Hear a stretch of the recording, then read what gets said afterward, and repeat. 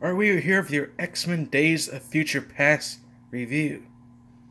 And hands down, this is by far the best X-Men film I have ever seen, and one of the greatest films I have also ever seen. This film is dark, it had a lot of emotion. This is what the superhero genre needed, it's what the X-Men films needed. For the past couple of years, they haven't really been, they've been on a decline. People didn't really like The Last Stand or X-Men Origins Wolverine. They did a few prequels. So the X-Men franchise is kind of off course. This movie helped put it back on course. X-Men Days of Future Past, it's a sequel to The Last Stand, X-Men First Class, and it's a follow-up to The Wolverine. What this film does brilliant here is it combines the new X-Men cast members from First Class with the old X-Men members from the original X-Men trilogy. And these cast members are going to have to work together because they go up against their greatest threat, the Sentinels. So the opening scene sets the tone right away. We open up in New York City. New York City has been destroyed by the Sentinels, as well as the rest of the world. So it's Russia and China. Pretty much all 7 continents are destroyed. We open up the movie seeing some new X-Men members: Blink, Sunspot, and Warpath. We also see Bishop. And they're here taking on the Sentinels. They escape. And we get to see some returning X-Men members such as Colossus, Iceman, and Kitty Pryde. And they meet up with the other X-Men members, Wolverine, Storm, Xavier, Magneto.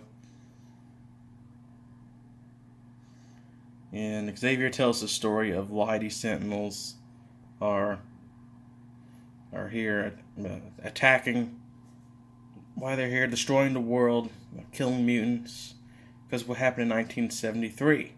1973, Mystique killed Bolivar Trask. Trask Industries captured Mystique. They used her DNA to develop the Sentinels of the future. So they sent Wolverine back to the past in 1973 because he's the only one that can do the trip. So Wolverine wakes up, he goes to find Hank McCoy and Professor X.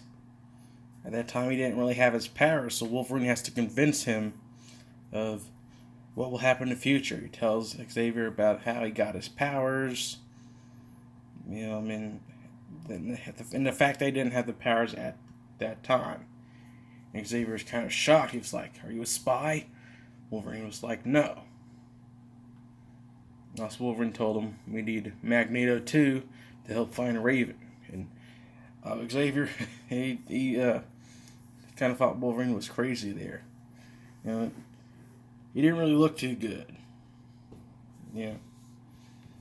And Xavier gave Wolverine a reminder of what happened last time they met in First Class.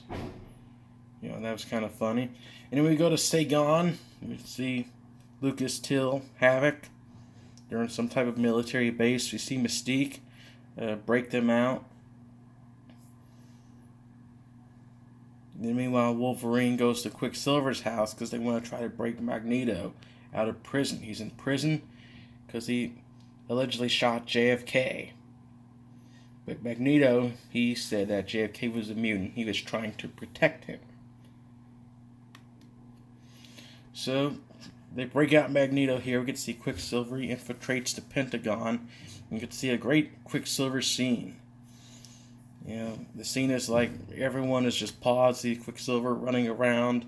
He's really fast, so they're trying to play up to his abilities. And in the background, they're playing Jim Croce's "Time in a Bottle" song. There's just a splendid scene. It's the first time they've really done anything like this. It was funny. It was comedic, and it was one of the most popular things that came out of this film.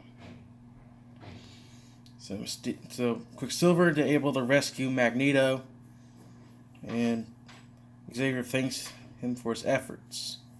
Meanwhile, they're on the plane with Xavier and Magneto. They have an argument about where they're at. What happened to the other X-Men members, 1960s. Who fought harder for who. They have a lot of intense arguments. But the downside, they do have to work together here. So they track down Mystique, the Paris Peace Accords. They find Mystique. However, Mystique escapes. And she leaves DNA behind, which allows the Trask Industries to get some DNA to develop the Sentinels that will happen in the future. Meanwhile, see Wolverine, he sees Stryker. And Stryker's one that gave him his adamantium claws. It causes him a bunch of pain. He goes into some type of seizures.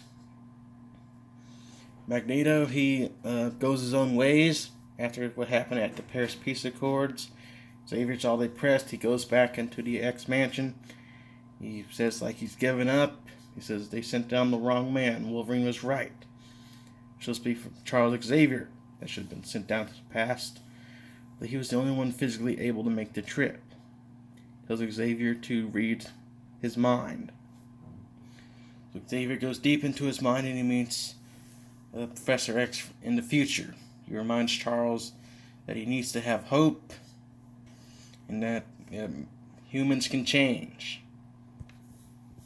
And he tells him that he's afraid of pain, and the future Charles Xavier's like, it's not their pain you're afraid of, it's your pain. So once the young Charles Xavier kind of figures out what he's got to do, he opens up to his senses, he goes into Cerebro and tries to find Mystique.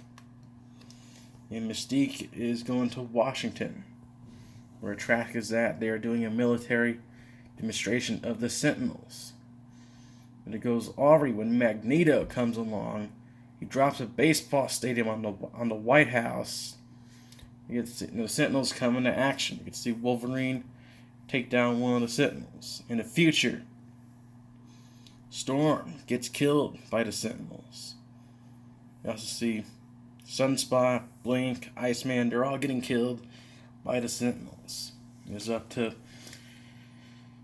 Xavier and Mystique to prevent that from happening. This is kind of like the end game for the X-Men.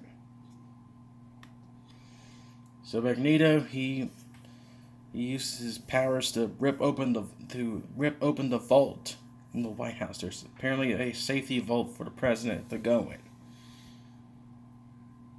in. And he corners the president. Mystique infiltrates the White House. She's posing as the president. She turns into herself. She fires a bullet into Magneto's neck. It goes right through him. And Mystique was going to kill Trask, but she changed her mind. She drops the gun, and that allows the future to allows the Sentinels of the future to never happen. And everyone comes back to life. You see Famke Janssen and James Marsden reprised the roles of Cyclops and Jean Grey. It's an iconic scene here. I'm surprised these guys came back. So the day was saved. In a post-credit scene, you get to see a young Apocalypse teasing what will happen in the next X-Men film. Days of Future Past, this is like a 20 out of 10. It's dark, emotional, a lot of great moments. This was the movie that the X-Men franchise needed.